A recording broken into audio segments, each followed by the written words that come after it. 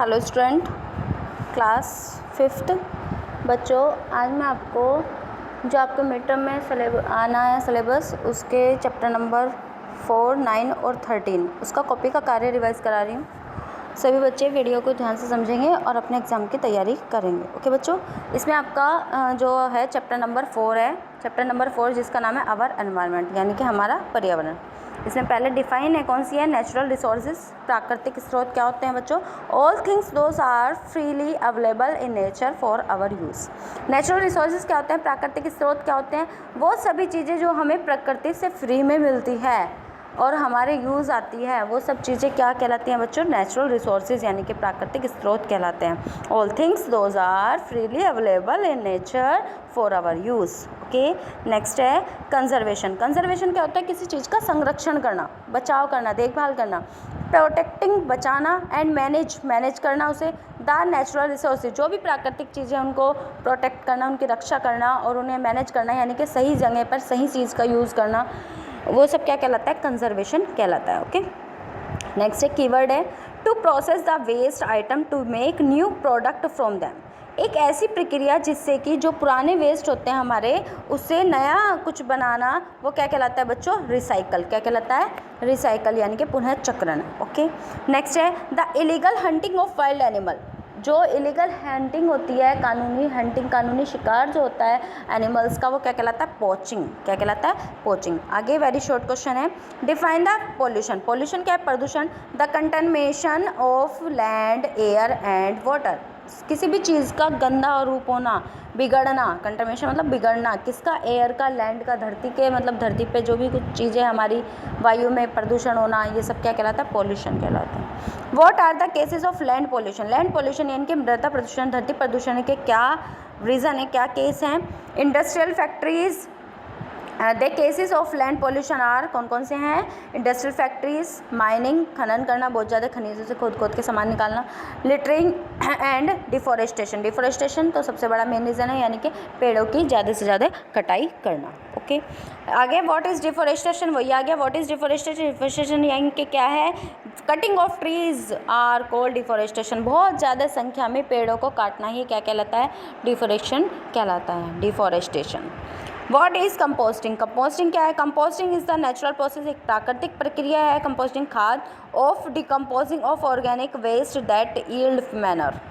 ठीक है, फिर आगे बात करते हैं, what does our environment provide us. जो हमारा एनवायरनमेंट है वो हमें देता है, और एनवायरनमेंट प्रोवाइड अस फूड, खाना देता है, शेल्टर, छाया देता है, रहने का स्थान, क्लॉथ्स, कपड़े, and fulfil all our thing other needs. जो भी हमारी ज़रूरत की और अदर चीज़ें हैं, वो सब हमें कहाँ से मिलती है, एनवायरनमेंट से मिलती है। ओके, अब हम बात करते हैं, right the 3 types of pollution. Pollution के 3 टाइप कौन कौन से हैं, लैंड पॉल्यूशन है, वाटर पॉल्यूशन है एंड एयर पॉल्यूशन है। ये सब क्या है, पॉल्यूशन के टाइप हैं। ओके, आगे हम बात करते हैं, explain the 3 Rs with an example for each. 3 Rs को एक्सप्लेन किया गया है।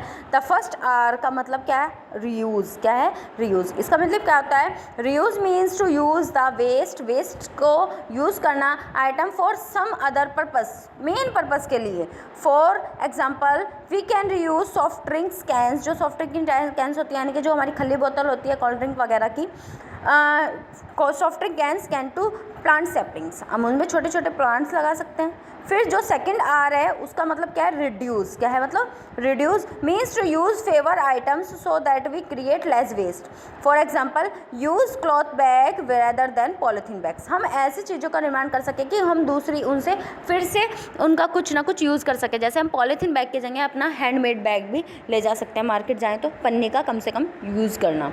फिर तीसरा है R, recycle, means to process the waste item to make new product for them. कुछ भी नया निर्माण करना। For example old newspaper are use to make handmade paper. Old newspaper का क्या बना दिया, हैंडमेड पेपर बना दिया। ओके, यहाँ पे आपका चैप्टर कंप्लीट होता है। फिर नेक्स्ट चैप्टर है आपका चैप्टर 30,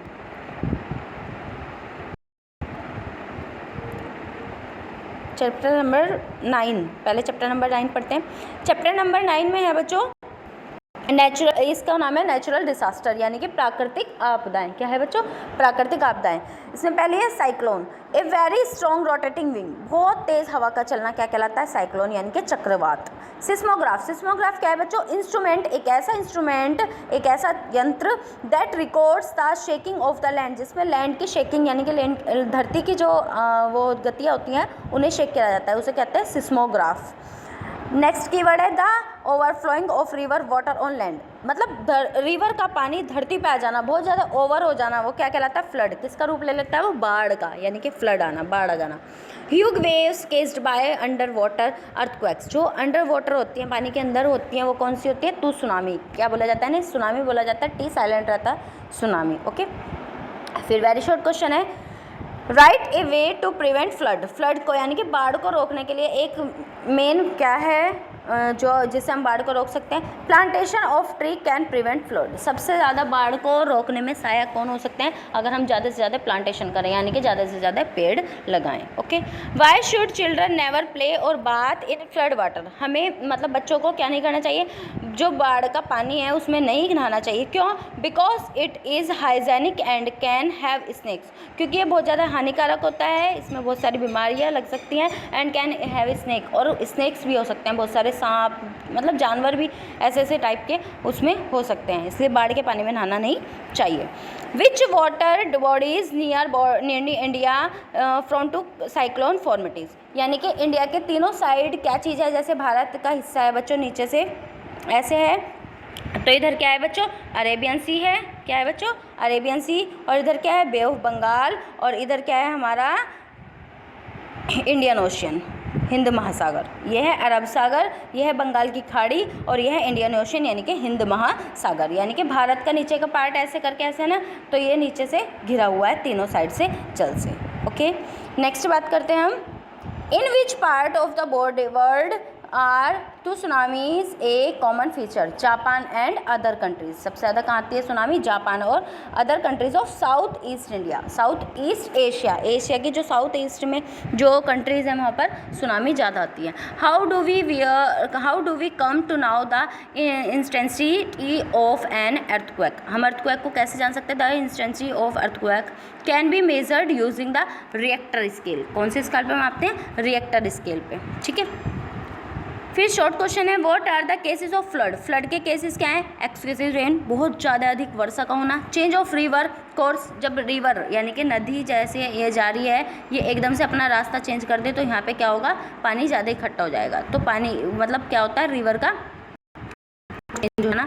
मेल्टिंग ऑफ स्नो, बर्फ़ का पिघलना। ऑन माउंटेन्स, पर्वत पे जब बर्फ़ गिरेगी उसका पानी तो नीचे ही आएगा, उसके कारण भी बाल होती है। Due to a long summer, बहुत लंबे समय तक जब वो गर्मियों में क्या होता है? बर्फ़ पानी पिघलता रहता है, वो नीचे आने से उससे भी बाढ़ होती है। Landslide and cyclone are the cases of flood, ये सब क्या है? फ्लड के कारण है। फिर है what cases famine in India, famine यानी कि भुखमरी का कारण क्या है भारत में? इन इंडिया, भारत में famine is caused when there is an agriculture drought, जब कृषि के क्षेत्र में सूखा पड़ जाता है, यानी कि प्लांटेशन सूख जाती है।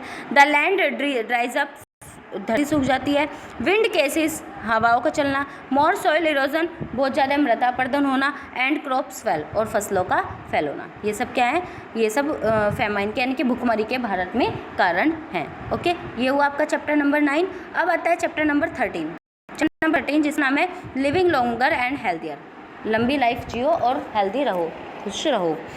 सर्जन, सर्जन क्या होता है? A doctor who perform surgery, जो सर्जरी करता है उसे क्या बोलते हैं? सर्जन बोलते हैं। Antiseptic, a gas that make a person unconscious.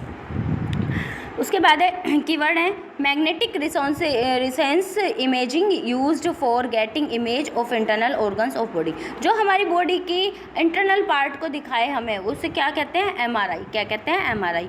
Which was the earliest tradition in medical practice, medical practice में कौन ट्रेडिशन है? Herbal medicine. कौन सी है? Herbal medicine. नेक्स्ट है what were flea glasses, flea glasses क्या होती है? Flea glasses were the early magnifiers which use to look at the fleas and other tiny insect, जिससे छोटे छोटे फलियाज, छोटे छोटे कीड़े मकोड़े बहुत सारे ऐसे देखे जा सकते हैं, वो होती है फलिया गैसेज।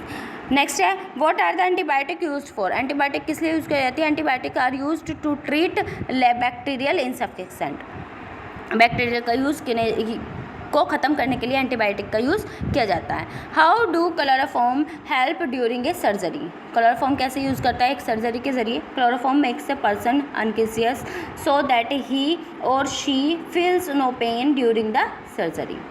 नेक्स्ट है शॉर्ट क्वेश्चन है आपके, name for medical equipment that help to understand the human body part from the inside. जो हमारे अंदर की पार्ट की बॉडी को देखने में हेल्प करते हैं वो कौन कौन से इंस्ट्रूमेंट है? सीटी स्कैनर, जिससे कि माइंड के अंदर के पार्ट को हम देख सकते हैं। एक्सरे मशीन, कहीं से भी एक्सरे फोटो से खींच जाता है।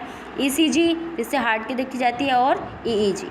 ओके, फिर नेक्स्ट क्वेश्चन है, why was Fleming awarded the Nobel prize for medicine? Medicine के क्षेत्र में अलेक्जेंडर फ्लेमिंग को क्यों नोबेल प्राइज़ मिला है? Fleming was awarded the Nobel prize, उन्हें नोबेल प्राइज़ मिला है फॉर मेडिसिन के लिए, बिकॉज क्योंकि हिज डिस्कवरी, जो उनकी खोज थी, for change the way disease were treated, क्योंकि उन्होंने सीखते सीखते बहुत सारों की लाइफ चेंज कर दी थी। ओके बच्चों, यहीं पे आपका चैप्टर कंप्लीट होता है। सभी बच्चे वीडियो को ध्यान से समझेंगे और अपने पेपर की तैयारी अच्छे से करेंगे। Okay, thank you, have a nice day.